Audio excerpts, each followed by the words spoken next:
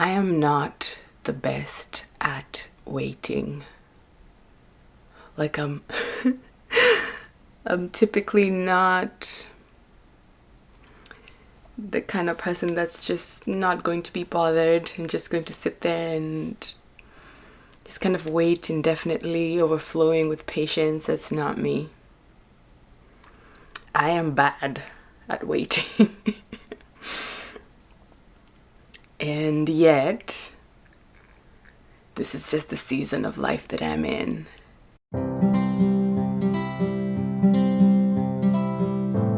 When a friend shared with me the other day that I should wait, more specifically, wait on God to come through, everything in my spirit was just like, no thanks. No, thank you. Give me something else that I can do. I'm good at doing things, but there's just some things that it's almost like it doesn't matter what you do or how much you do, it won't change things. And there's some things that you're not supposed to do anything. So that's been hard. Hard is an understatement. It's been like torture. And it makes me think that, you would have trouble waiting on someone that you didn't trust would show up. Or if someone repeatedly wasted your time, didn't value your time, didn't see that you were giving your all and waiting for the other person to meet you halfway. If they didn't value that, it would be difficult to keep waiting, right? It's like it keeps breaking your heart. Or like if you picture a little kid, after school, waiting for mom or dad to come pick them up, and maybe they forget to pick them up. And just like that feeling, you don't value me, I'm not important to you. You wouldn't stop what you're doing to come and meet me. So it starts to tug on your sense of worth. So it's two things here: worth and trust. So when it was my turn to receive this word, I was thinking about it because I felt that initial resistance. And I was thinking about all the ways that God has shown up for me. All the ways that He has delivered me. Literally, He has moved me from a place that was causing me pain to a place where I could have relief. He has constantly provided for me. He has constantly been a comfort. He has constantly provided me with a safe space. He's been there for me. He's been there for me even before I knew He was there for me. So it's not that He's not trustworthy. It's that I'm unwilling to yield my full, complete trust over to Him. And it's not that He's not worthy of my patience and my understanding, He's not delivering on time, so forget God, It's that I don't believe quite yet that I am worthy enough. He will show up for me. So that was really challenging. And the crazy thing is, he showed up again.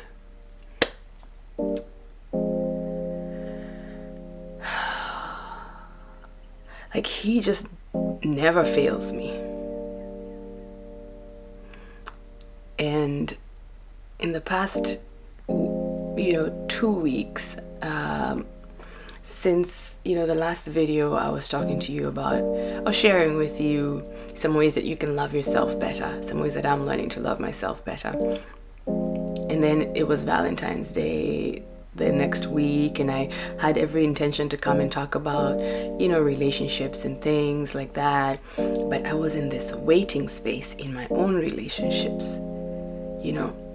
I was like, I don't know what to talk about because you're still working on me in these areas, and I don't feel that I have anything to share until now.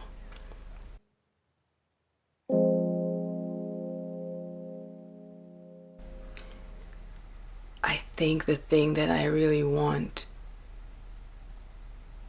you to hear me say today is Psalm 27. Let me just read this. It is gorgeous. It is a beautiful psalm. The Lord is my light and salvation. I just love the certainty with which David speaks. He's not unsure of the things he's saying. The Lord is my light and my salvation. So why should I be afraid? The Lord is my fortress, protecting me from danger. So why should I tremble? I'm afraid and I tremble. It's almost like he's reminding himself these things. He's like speaking these words to himself. Just like I said it a few minutes ago, like he has shown up for me. He has been faithful in this area, in this area, in this area. So I just need to remind myself these things. When evil people come to devour me, when my enemies and foes attack me, they will stumble and fall. I love that word. It means I don't have to fight for myself. I'm not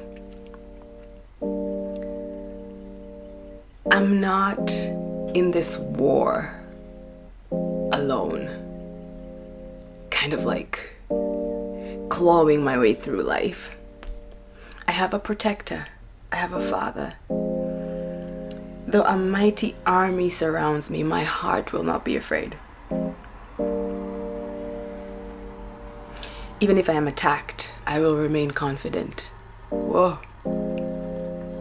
Now that's a word. Because I've been attacked. And, social media attacks, or when it feels like people gang up against you or misjudge you, it feels like an attack. Sometimes even like personal relationships can feel like attacking. I know for a fact it hits me at my place of confidence. It makes me feel small. It makes me feel like it's us, me versus them, and it's like they are so much bigger than I am. But he's saying, even if I am attacked, because it's possible that I will be attacked, I will remain confident. And it's a confidence that is quiet and sure and grounded. Not a boastful, proud confidence. Don't you just long for that feeling where you just know that nothing can shake you? I think it's more human to be afraid of the things that will come in the future and anxious about what people will say, or just to want to protect yourself. So I just love the tone of this psalm. The one thing I ask of the Lord, the thing I seek the most, is to live in the house of the Lord all the days of my life, delighting the Lord's perfections and meditating in his temple. So it's Sunday and I am feeling this. There is just a joy and a life and a sense of everything coming together when you're in the Lord's house with other believers and encouraging each other and loving on one another. It restores life into my weary bones. It encourages me more than anything that I've experienced. It gives me, like a new pep in my step. Then I will hold my head high above my enemies who surround me. At his sanctuary I will offer sacrifices with shouts of joy, singing and praising the Lord with music. Hear me as I pray, O Lord, be merciful and answer me. I love this. There is confidence even in his request. There's no sense of like, oh, I don't deserve to, it's like, hear me, Lord. Answer me. Be good to me. Be merciful to me, God. And my heart responds, Lord. No, my heart has heard you say, oh, this is so beautiful. My heart has heard you say, come and talk with me. And my heart responds, Lord, I'm coming. Oh, do not turn your back on me. Do not reject your servant in anger. You have always been my helper. Don't leave me now. Don't abandon me, O God of my salvation. Isn't it funny how pride can stop us from asking these things of God? It's like, oh, I won't beg, Don't leave me now. Don't leave me. There is a vulnerability there, an honesty, but a confidence. I'm crying out to you. Like, what kind of a cruel person would dismiss or neglect my earnest cry, And so if our backdrop of relationships has been dismissive, has been abusive, has been hurtful, it's much harder to come to God open. But we rob ourselves of the privilege of knowing what it feels like to be wanted and longed for, and somebody saying to you, come and talk with me. Like, tell me your stuff. I love that. Teach me how to live, O Lord. Lead me along the right path, for my enemies are waiting for me. Do not let me fall into their hands, for they accuse me of things I've never done. With every breath they threaten me with violence. Yet I'm confident I will see the Lord's goodness while I am here in the land of the living. Like, I will see it while I'm here, the goodness of the Lord. I'm confident that I will see the goodness of the Lord. That is my testimony today. And the best part of it, this is the finale, grand finale. Wait patiently for the Lord. Be brave and courageous. Yes, wait patiently for the Lord. And that is my personal word. Be brave and courageous, because in waiting reveals your vulnerability. Waiting reveals your insecurities. Is he going to show up? Will he keep his word? Will he treat me right, value me, love me? And fear can make us run away, shut the door, shut people off. But here he's asking us to wait patiently. And I know that I need courage and I need braveness in my season of waiting.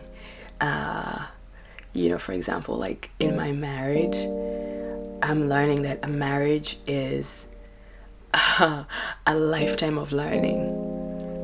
And there are things that I would like to just get it right now. We're done, we fixed, we made it, we nailed it. Yes, we're winning, you know. I'm learning it just doesn't work that way. And I need lots of courage and braveness to wait, because it's the Lord's plan. Marriage is the Lord's plan. And I've got to trust that He knows what He's doing, and that His timing is better than mine. His ways are higher than mine. It's like He has the blueprint, and I'm over here like, we there yet? Are we done? Like I want to win, and I want to graduate, and I want to, you know. And it's just not made that way. It's just not fashioned to be that way, because two people walking together, two people needing to find agreement, requires time and grace and patience and love, and so that is the refiner's fire that I am currently going through. And I wanted to share this word with you. Whatever your circumstance is, whatever it is in your life that needs God to work out for you, I pray that you will have the confidence to tell Him what is on your heart. I pray that you will have the courage to wait for Him to do what He needs to do, and not to play God. Like, I am totally guilty of that. And I pray that you will discover His trustworthiness. I pray that you will experience His goodness in the land of the living. Is that what it says? While you're here in the land of the living. That in those moments of waiting, that you won't lose hope. That you'll remember that you're worthy. And that even though He's not coming right now in this moment with an answer, it's coming. It's in the works. Not because I'm saying so, but because it's who He is. That's just His character. That's who He's been. That's who He continues to be. That's who He will be. He doesn't change. So I hope this gives you a bit of encouragement this week.